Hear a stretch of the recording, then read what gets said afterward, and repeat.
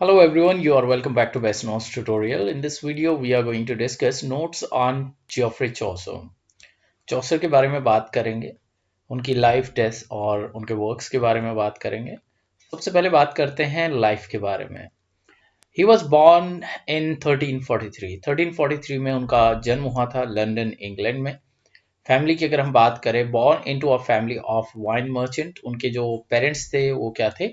Wine merchants थे। Education, likely educated at Saint Paul's Cathedral School, introduce to classical authors and literary traditions. यहाँ से आप लोग उनकी एजुकेशन अगर आप लोगों को पता है कि उन्होंने क्लासिकल जो ऑथर्स थे उनको स्टडी किया था। Career served as a piece to countess of Ulster in 1357, और पॉलिटिकल एक तरह से वो उनकी लाइफ रही थी। Worked as a royal household and as a diplomat की तरह उन्होंने काम किया था। ठीक है, तो वो डिप्लोमेट भी रहे थे, ये आप लोगों को ध्यान रखना है। Held position such as controller of customs and clerk of King's works. तो अलग अलग जगह पर उन्होंने किंग्स के साथ में काम किया था उस टाइम पे। Okay, travel to France and Italy. तो ये जो उनका ट्रैवल एक्सपीरियंस था, ये बाद में उनके बुक्स में भी आप लोगों को देखने को मिलेगा। तो ये काफी इंपॉर्टेंट फैक्ट है आप लोगों का। ठीक है, वो कहाँ कहाँ गए थे? फ्रांस गए थे और इटली गए थे। इन्फ्लुएंसिंग हिज लिटरेरी डेवलपमेंट, देखिए जो मैंने आपको बात कही थी वही बात है कि influencing his literary development. Death 25 अक्टूबर 1400 लंदन, बरीड इन वेस्टमिनिस्टर एबेस, पोइट्स कॉर्नर। तो ये दो चीजें आप लोगों को ध्यान रखनी है। वेस्टमिनिस्टर एबे में उनको बरी किया गया था, और पोइट्स कॉर्नर ये प्लेस था, ठीक है, जहां पर उनको बरी किया गया था। Now let's look at his major works and publications. Years. So, the Book of Duchess got published in 1369, written as an elegy for Blanche of Lancaster, the wife of John of Gaunt. तो यहीं से आप लोगों को question बन जाता है कि कौन सी वो बुक थी कि जो कि वाइफ ऑफ जॉन काउंट के लिए लिखी गई थी। तो वो थी आप लोगों की the book of Duchess 1369। The house of fame 1379 to 1380, ये टाइम ड्यूरेशन के बीच में लिखी गई थी। This is an unfinished dream vision poem about the nature of fame. अब क्वेश्चन फिर से यहाँ से आप लोगों को कैसे बनेगा? क्वेश्चन बनेगा कि जो which is that work which is an unfinished dream vision poem of nature of fame. ठीक है, तो इस तरह से क्वेश्चन आप लोगों में बन जाते हैं, और ये एक स्टडी का तरीका भी है। जब आप खुद से स्टडी कर रहे हो, इंग्लिश लिटरेचर हो या कोई भी और सब्जेक्ट हो, तो आपको क्या करना है कि खुद से फ्रेम करते चलिए, अपने लिए क्वेश्चंस फ्रेम करते चलिए। जैसे मैं यहाँ पर फ्रेम कर रहा हूँ, जैसा कि मैंने आप लोगों को कई बार बताया कि हमारा जो लर्निंग हाउ टू लर्न, ये हमारा क्या है? टैगलाइन है।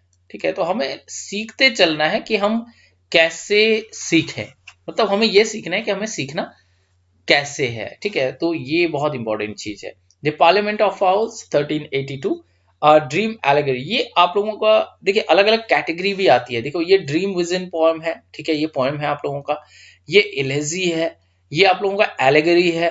तो आप लोगों को चीजों को एसोसिएट करके अगर आप पढ़ेंगे तो इन डेप्थ आप एनालाइज कर पाएंगे चीजों को, अपने लिए क्वेश्चंस बना पाएंगे, और वो क्वेश्चंस आप लोगों को लंबे टाइम तक लर्न भी रहेंगे। The parliament of fowls 1382, A Dream Allegory exploring themes of love and marriage, Troilus and Cressy, ये आप लोगों का 1385 में पब्लिश हुआ था।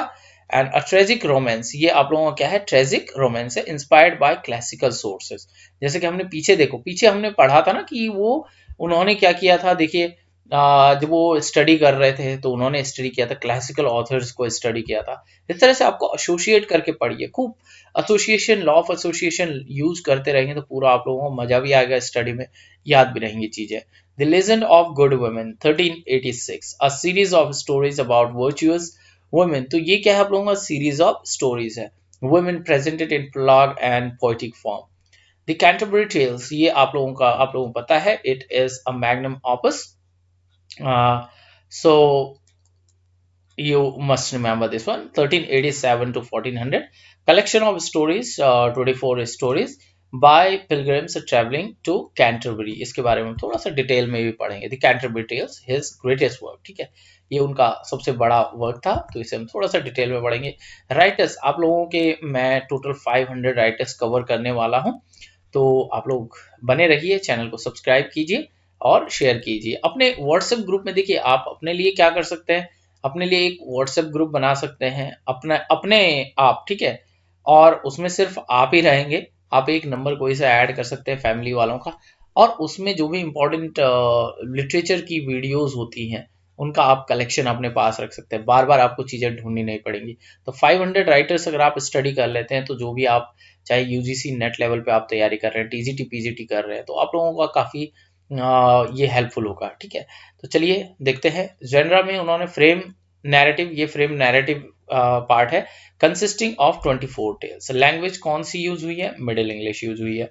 सेटिंग है, इसकी जो सेटिंग है वो की कैंटरबरी टेल्स की, a group of 29 pilgrims travelling to the shrine of Thomas Becket in Canterbury. यहां से आप लोगों को क्वेश्चन बन जाता है कि वो कहाँ जा रहे थे, वेयर वर दे ट्रैवलिंग।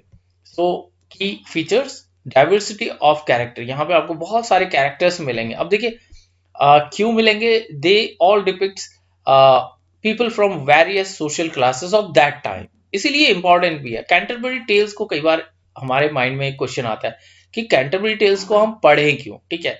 तो इसलिए पढ़ना है कि वो जो 14th सेंचुरी थी, 14th सेंचुरी को हम समझना चाह रहे हैं, तो हमें ये जो वर्क पढ़ेंगे हम, तो हमें समझ में आएगा कि क्या क्या चीजें उस टाइम थी।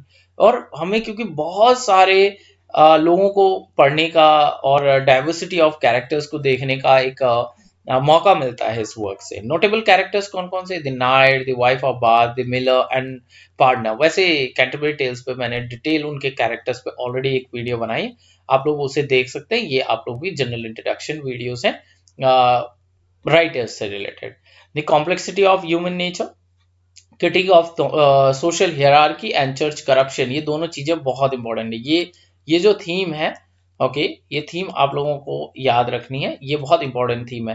Critic of social hierarchy and church corruption, gender roles and marital dynamics, a mix of poetry and prose आप लोगों को यहाँ पे देखने को मिलेगा, humorous and moralistic tone.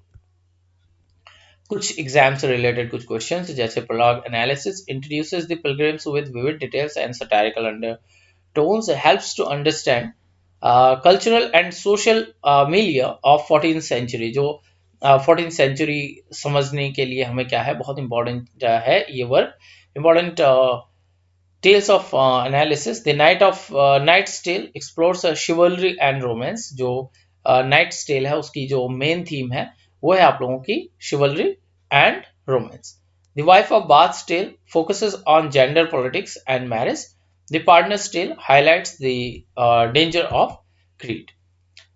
If we talk about significance of this work,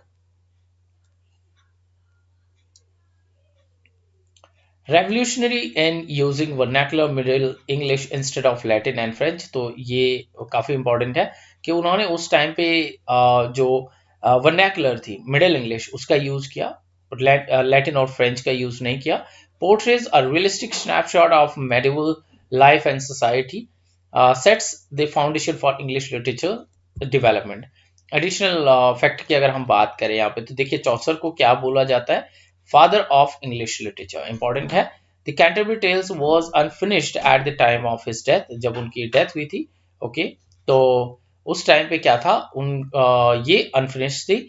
he introduced iambic pentameter, देखिए उन्होंने ही इंट्रोड्यूस किया था iambic pentameter and rhyme royal को। दो चीजें आप लोगों को ध्यान रखनी, देखिए कितने फैक्ट हो गए आप लोगों के, father of English literature, and second, this work was unfinished.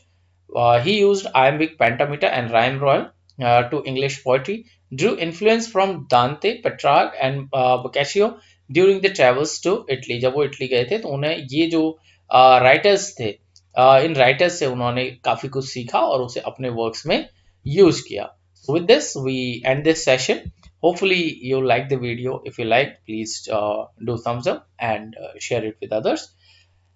And don't forget to hit the bell icon so that you will never miss any update from the channel. See you in next video. Till then, goodbye. Take care.